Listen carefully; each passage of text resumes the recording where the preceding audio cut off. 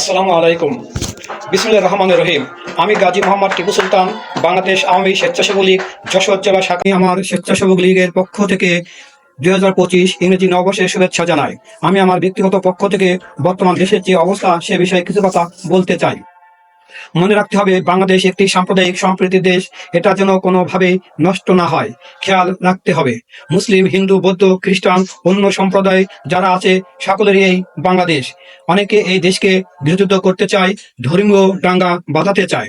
এসব গুজবে কান দেব না, কোনো উস্কানিতে পা দেব না। এই দেশটা আমাদের, সকলকে মিলেমিশে বসবাস করতে হবে।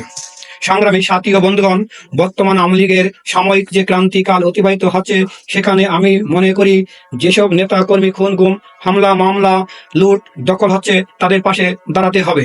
বিশেষ করে যেসব জেলায় আওয়ামী লীগের মন্ত্রী, এমপি, মেয়র, চেয়ারম্যান, কোটিপতি, শিল্পপতি বা নেতা আছে, তাদেরকে বলবো, আপনারা ওইসব নেতা কর্মীদের নামে যে মিথ্যা মামলা হচ্ছে, সেসব মামলার আইনি সহায়তা করতে। অনেক নেতা কর্মী আছে মানবতা জীবনযাপন করছে, তাদের খোঁজ নিতে।